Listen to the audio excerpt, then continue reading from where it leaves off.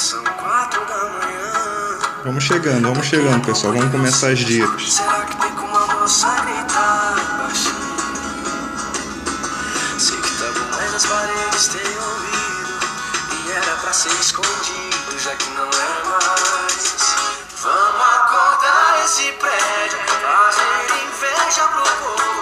Enquanto eles estão indo trabalhar, a gente faz. Mas vamos começar. Vai aproveitando. Boa noite. De preferência, pegue o Código de Processo Penal, folha e caneta para anotar as dicas. Já vamos começar, só esperar o pessoal começar, só o pessoal chegar.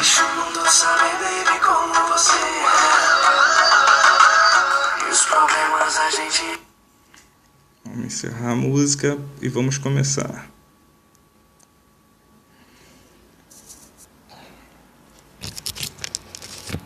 Vamos começar, pessoal. A transmissão tá legal?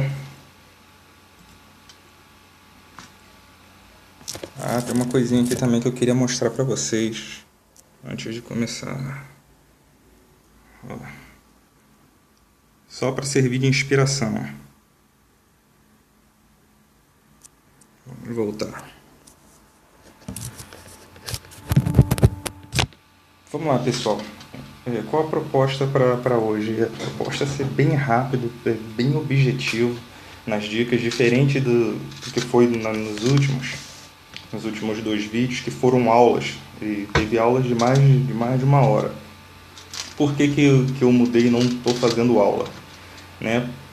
Porque a aula não vou conseguir abranger todo o conteúdo de processo penal para a OAB. A OAB cobra tudo, simplesmente todo o processo penal. Então, eu preferi ir em pontos chaves e a OAB não aprofunda na matéria. Então, eu vou tratar de pontos chaves, vão ser 10 dicas que foram baseadas nas provas anteriores, não são 10 dicas aleatórias, e que espero que essas dicas estejam na prova de vocês e ajude muito a vocês. Então, vamos começar. Eu preciso que vocês anotem isso daí, porque vai ser bem importante esses 10 tópicos que eu vou tentar lançar aqui hoje bem rápido. Vou falar principalmente da citação e de competência hoje, e 10 dicas dentro desse ponto. Para a gente falar de citação, o que é a citação? A citação vai ser o ato pelo qual vai estar sendo incluído o réu no polo passivo da relação. E o processo penal, ele só tem completado a sua formação, e isso já é a primeira dica, quando a citação ela for válida. Por que o Código Penal utiliza esse termo? Porque até então o processo está bipolar, só entre o MP e o juiz. O MP oferece a denúncia e o juiz recebe. Sem a citação só está fazendo parte do processo MP de um lado e juiz de outro.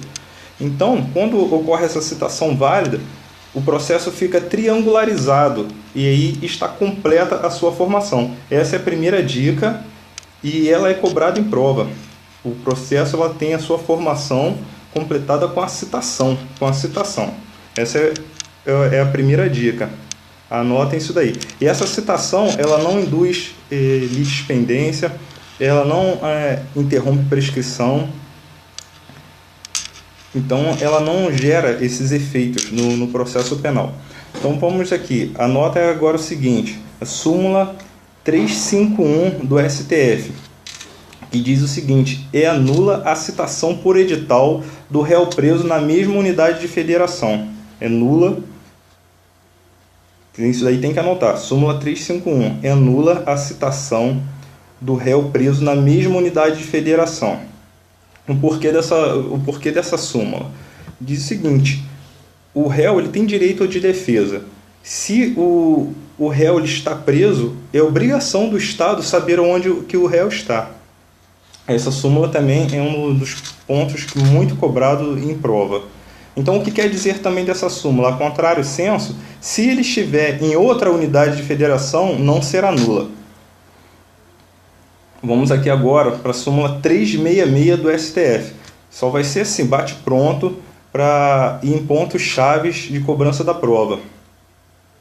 Não é nula, olha o que diz a súmula 366, não é nula a citação por edital que indica o dispositivo da lei penal, embora não transcreva a denúncia ou a queixa ou não resuma os fatos em que se baseia. Então aqui já é o contrário, ela fala que não é nula. Primeiro eu falei que era nula. Não é nula, que ela só vai indicar o dispositivo da lei, sem descrever toda a denúncia. Ela não é nula. Então eu já falei de 2 pontos. Agora, a regra no processo penal é que a citação seja feita por mandato. Essa é a regra. Isso daí é cobrado também por diversas vezes. Isso está no artigo 351. A citação inicial far-se-á por mandato quando o réu estiver no território sujeito à jurisdição do juiz que houver ordenado. Por quê? Porque se tiver em outra comarca vai ser por precatória, se tiver no exterior por rogatória. Então a regra no processo penal é que a citação seja feita por mandato.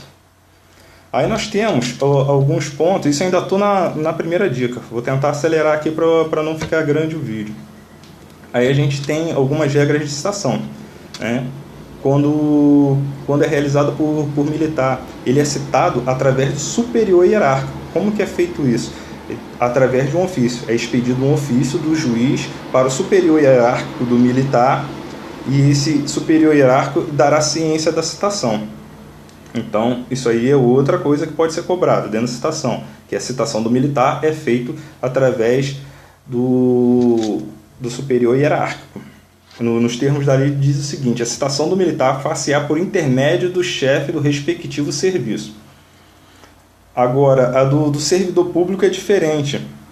A do servidor público não é através do chefe, é o servidor público mesmo, só que o chefe dele tem que ser tomado ciência. E qual é a lógica desse dispositivo? Porque o serviço público ele tem que ser contínuo, a atividade pública não pode parar. Há uma presunção, né, que vai ser substituído aquele servidor para o dia que ele for para a audiência.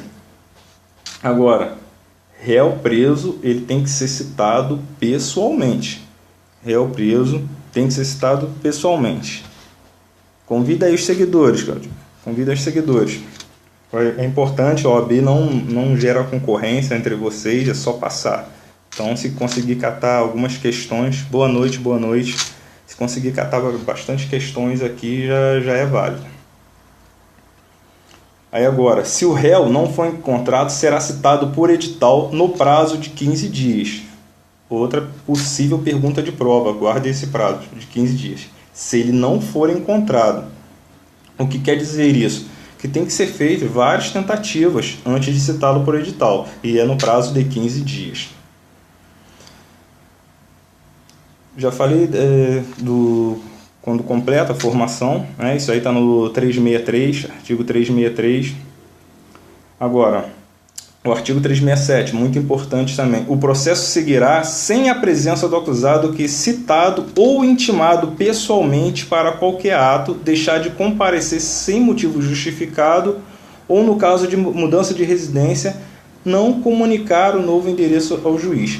Essa aqui é uma regra da citação pessoal. Ele foi citado pessoalmente e não compareceu, não constituiu advogado.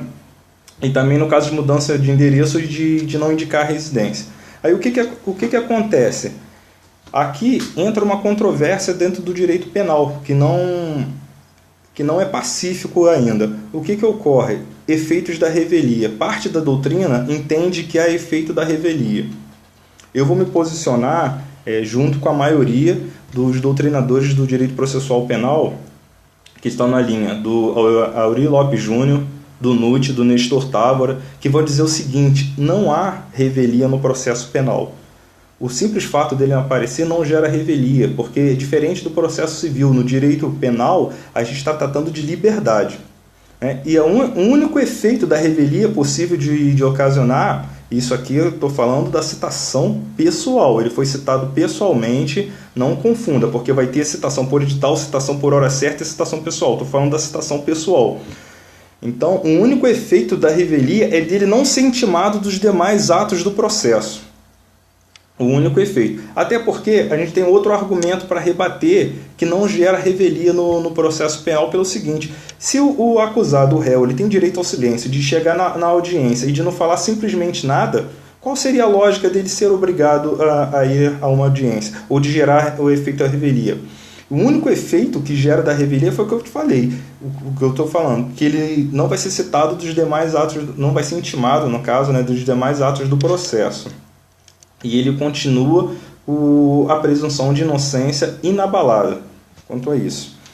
Então, falei aqui da regra da intimação pessoal. E uma outra possível pegadinha que as provas cobram. Quando ele é citado pessoalmente, não ocorre nomeação de defensor dativo. A única que vai ocorrer a nomeação de defensor dativo vai ser na citação por hora certa. Então, nós temos as três hipóteses de citação: a por edital, a pessoal e a por hora certa. Nomeação de defensor dativo só por hora certa. A banca faz o quê? Ela simplesmente pega e joga que vai continuar o processo com a nomeação de defensor dativo. E vai te induzir ao erro. Então, anota esse detalhe. É um detalhe que é cobrado milhões de vezes. Pode pegar diversas provas e eles vão cobrar esses detalhes aí. Agora, vamos tentar acabar aqui a citação, vamos falar da citação por hora certa. Como que ela ocorre? A citação por hora certa é um dispositivo que está no Código de Processo Civil, mas o Código de Processo Penal ele aplica subsidiariamente o Código Civil, quando ele não regulamentar a matéria. E ele faz menção expressa. Então, o que eu vou deixar aqui? A gente vai direto agora ao Código de Processo Civil, artigo 252, que diz o seguinte: quando por duas vezes, anota esse por duas vezes, que a questão vai falar, se por uma vez já pode fazer citação por hora certa? Não pode, por duas vezes ou mais. O oficial de justiça já foi 3 vezes, 4 vezes, já pode fazer a citação por hora certa. Aqui, quando por 2 vezes o oficial de justiça houver procurado citando seu domicílio ou residência, sem encontrar, deverá, havendo suspeita de ocultação, quando você percebe que ele está se ocultando para não ser intimado, ele vai intimar qualquer pessoa da sua família e ainda falta um vizinho. Mas vai lembrar do seguinte: 2 vezes. 2 vezes o oficial de justiça foi, não encontrou, está verificando que ele está se ocultando para não receber aquela citação, para não ser citado, já é possível. É um paralelo que a gente tem que fazer com o Código de Processo Civil. E agora aqui a última de citação, que eu tenho que andar rápido nessas dicas.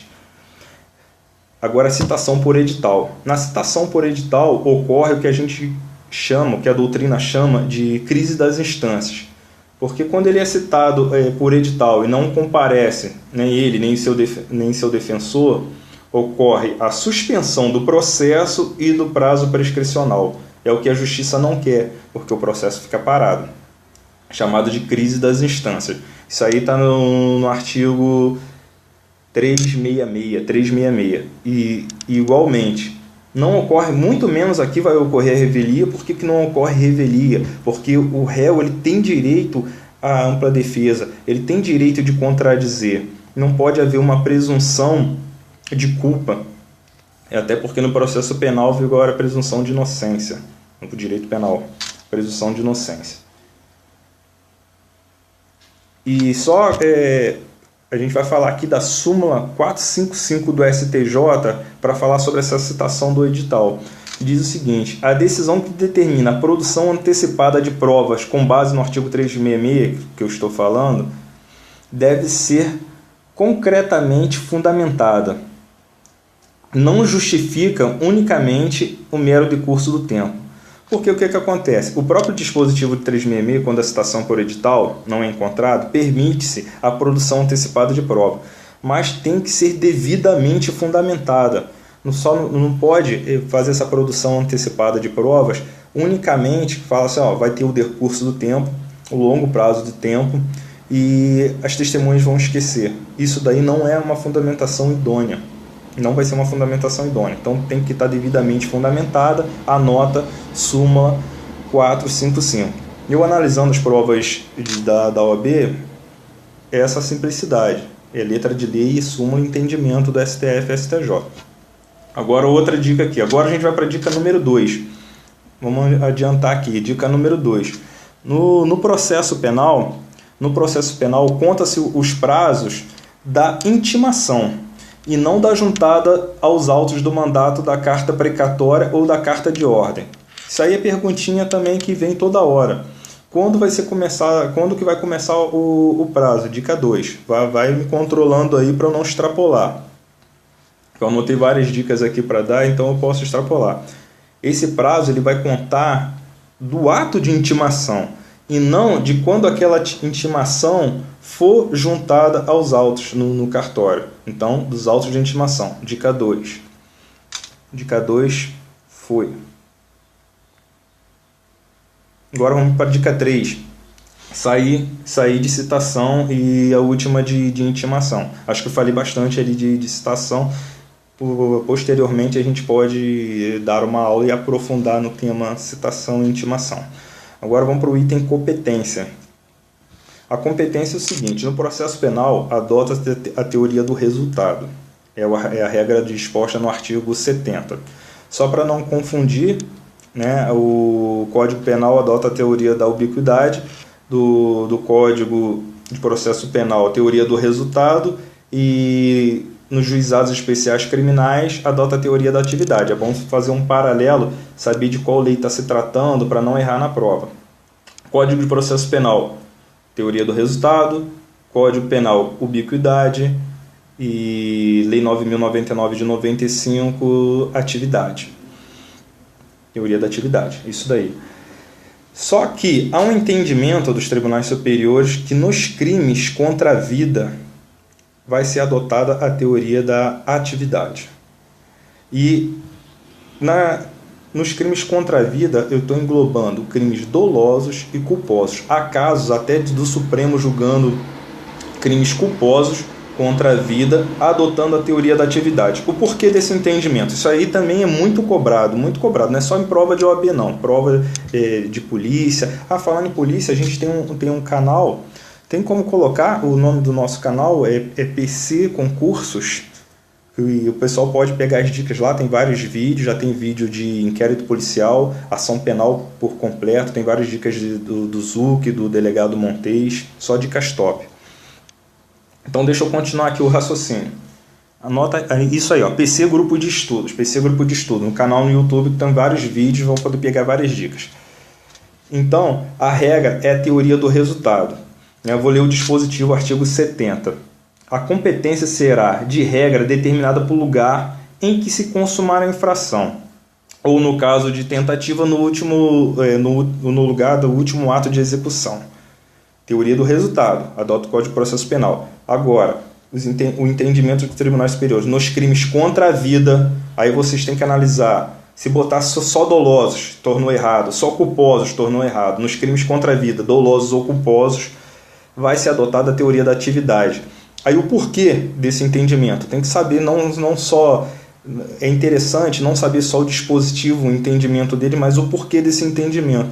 Por quê? A teoria da atividade é naquele local que vai estar toda a prova. É naquele local que ocorreu o crime que você precisa dar uma resposta à sociedade. É naquele local que você precisa restabelecer a justiça que foi quebrada com a prática do crime. Imagina um crime que foi cometido em Brasília e você tem que produzir a prova dele lá no Acre. É muito difícil. Então, adota a teoria da atividade por causa disso. Encerrei. Terceira dica. Crimes contra a vida vai adotar a teoria da atividade. Dica 4 é uma súmula vinculante. A súmula vinculante número 45, que diz o seguinte... A competência, vai anotando aí para não esquecer. A competência constitucional do Tribunal do Júri prevalece sobre o foro por prerrogativa de função estabelecido exclusivamente pela Constituição Estadual. Vou repetir isso, súmula vinculante 45, como que está bem disposto aí.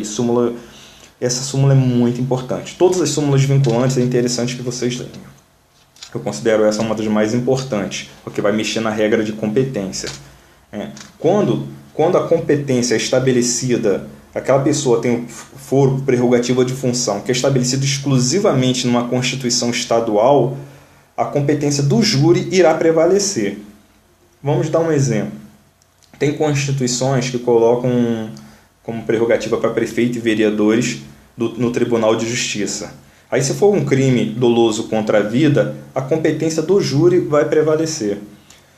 E o que a gente vai tirar disso daí? Ela não prevalece se for estabelecida na própria Constituição Federal. Por exemplo, deputados, o governador, por exemplo, o governador ele tem que ser julgado pelo STJ. Se ele comete um crime contra a vida, ele não vai a júri. Um crime doloso contra a vida, ele não vai a júri. Ele vai ser julgado pelo STJ. Então, vou repetir aqui a súmula. Quando essa prerrogativa é estabelecida apenas na Constituição estadual, não vai prevalecer o foro do júri que vai prevalecer. Agora, ele não prevalece quando é disposto na Constituição Federal. E aí a gente ainda tem que ter mais um cuidado.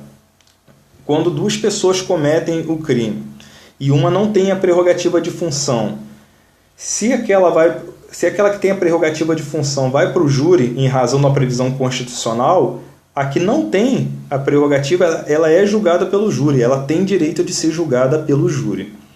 Então, eu vou repetir aqui para massificar.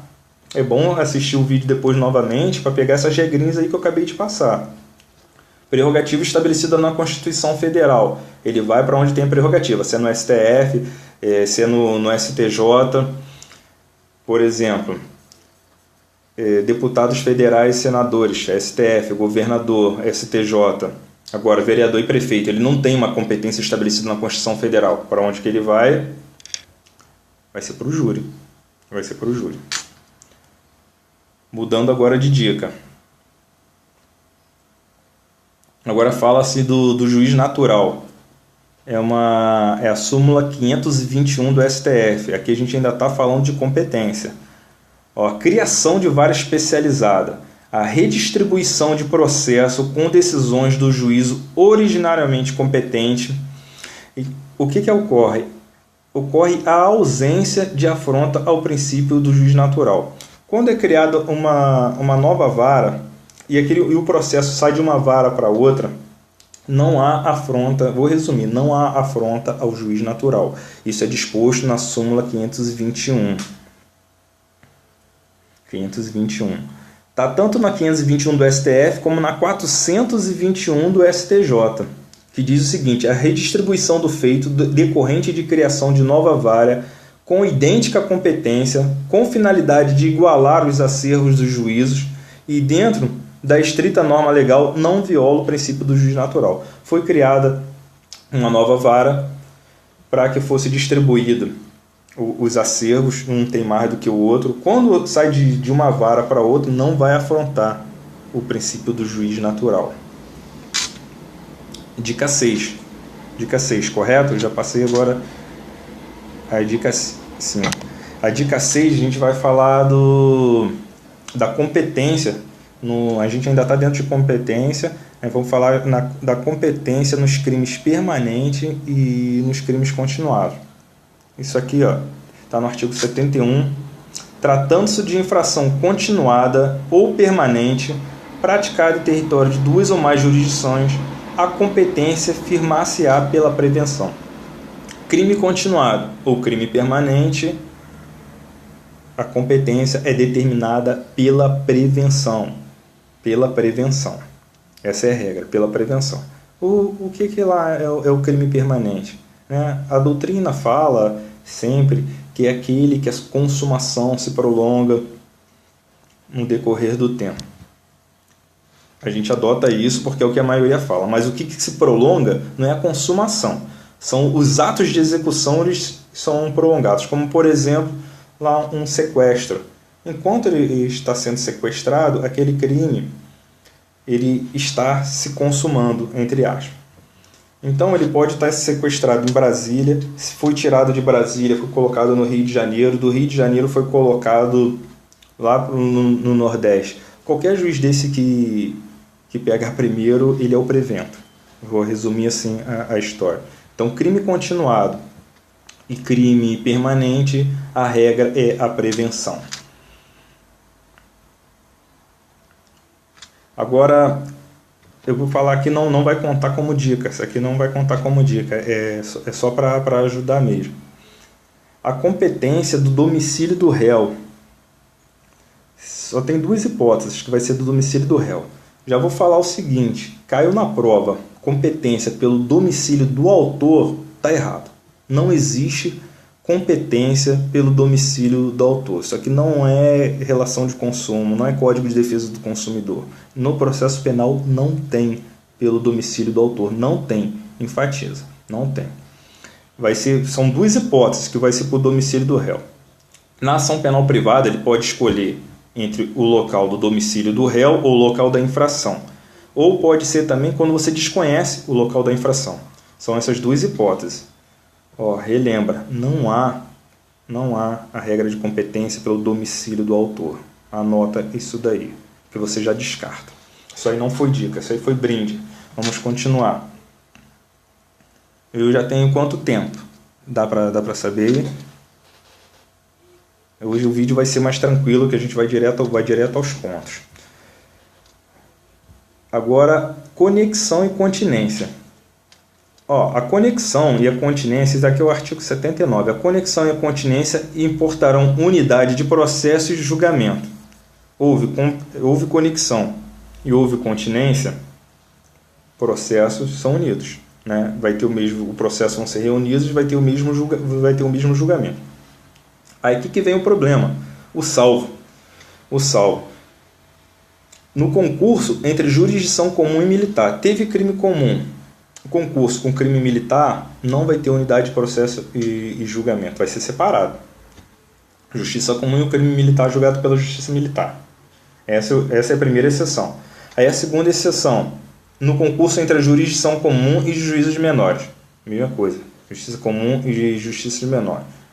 Vai ser julgado de forma separada. Então, são essas duas regras da continência e da conexão. É bom vocês estudarem também o que é continência e o que é conexão, quais são as hipóteses de cada um. Mas esse não é o objetivo aqui do vídeo de hoje. A gente pode fazer depois, se for a pedido de vocês, para explicar isso daí. Hoje é rápido, direto aos pontos. Agora a gente vamos atropelar aí, acabou competência. Por hora acabou competência. Aí eu vou falar de uma regra que está sempre caindo também, umas questões que estão sempre caindo na prova da OAB, que é da seguinte forma. Quem pode prestar na qualidade de testemunha? Grifa isso daí, faz um círculo em volta da palavra testemunha. Não é na qualidade de indiciado. Na qualidade de testemunhas, quem pode apresentar o depoimento por escrito e quem pode com hora certa determinada com o juiz, combinada com o juiz. Quem vai poder por escrito? Isso aí está lá no artigo 221. Por escrito, olha só o presidente, vice-presidente da República, presidente do Senado, da Câmara dos Deputados e do Senado Federal, e do Supremo Tribunal Federal. Olha só, não é do Congresso, é presidente do Senado e da Câmara. Não falei do Congresso, apesar que o do Congresso é o do Senado, mas se a prova bota isso, te torna a questão errada. Vamos lá, presidente da República, vice-presidente da República, o presidente da Câmara dos Deputados, presidente do Senado e o presidente do STF. Esses poderão, na qualidade de testemunhas, apresentar o depoimento por escrito, só esse. Aí se faz um fichamento, faz uma tabela, para botar bem separado, porque eles, incluindo qualquer outra autoridade aqui nesse meio por escrito, já torna a questão errada. Beleza? Na qualidade de testemunha. Estou enfatizando. Não errem isso, pelo amor de Deus. Seja bem-vinda, seja bem-vinda. Todos vocês são muito bem-vindos. Eu espero que vocês estejam gostando dessa sistemática de dicas. Eu acho que vai ser mais eficaz do que a aula. Apesar que a aula eu achei que está bem mais aprofundado, vai elucidar muito mais o estudo de vocês. Mas a dica para cumprir o objetivo de vocês. O objetivo de vocês de início é passar na OAB. E agora a 10ª dica. Aquele que pode... O depoimento vai ser com o dia e hora marcada com o juiz. com local previamente ajustado. É a dica 10. Artigo 221. O presidente, o vice-presidente da República, os senadores, deputados federais, agora, ó, ministro de estados, que eu já estou apresentando outro, ó, ministro de estados, governadores não tinha na regra anterior também, de estados e território, os secretários de estados, prefeitos do Distrito Federal e dos municípios, os deputados das Assembleias Legislativas Estaduais, os membros do Poder Judiciário, os ministros e juízes dos Tribunais de Contas da União, dos Estados e do Distrito Federal, bem como do Tribunal Marítimo, serão inquiridos em local, dia e hora previamente ajustado entre eles e o juiz. Veja que aqui o número de autoridades é gigantesco, então é bom que vocês anotem todas essas autoridades. É artigo 221 do CPP. Essa regra é cobrada toda hora, não só em prova de OAB, mas é muito cobrada. São as duas. E o que eles fazem? Eles começam a inverter as autoridades. Eles vão jogar uma autoridade que pode ser com dia e hora marcado, que ele pode apresentar por escrito. Se você decorar a primeira regra, assimilar a primeira regra, você já coloca a segunda por exclusão. Então eu vou repetir aqui para a gente encerrar o vídeo a primeira regra. Quem pode por escrito? Presidente. Olha só, eu já falei umas 3 ou 4 vezes isso. Presidente, vice-presidente, presidente da Câmara dos Deputados, presidente do Senado Federal e do STF. É só colocar assim, são só os tops, só os cargos tops. E essas 5 autoridades. Então, beleza, pessoal? Eu espero assim, que vocês tenham gostado dessa sistemática, mas a gente pode interagir, voltar também ao sistema de aulas, mas assim, na minha opinião, eu considero mais eficaz para vocês coletarem questões nas provas aí, na próxima prova da OAB, já no próximo exame. Beleza, pessoal? Dá uma boa noite. O vídeo vai ser colocado no YouTube. Aí, quem quiser, assista de novo, curta lá. Se possível, se inscreva no canal. Vai ser muito útil para vocês, porque lá só tem vídeo top, só tem vídeo do delegado Zuc, do Montes, do delegado Montes do Rio de Janeiro. E já tem vídeo para a OAB de ação penal e de inquérito policial. Beleza, pessoal? Uma boa noite. Minha amiga Paula está presente. Olha só, esse vídeo está muito chique, porque essa minha amiga da Emerge. Tem aluno da magistratura aqui assistindo ao vídeo. Oi, minha amiga querida, tudo bem? Bom, é um prazer tá recebendo vocês aí. Beleza? Então eu vou me despedindo, já foram as 10 dicas. Beleza? Uma boa noite, pessoal. Espero que tenham gostado.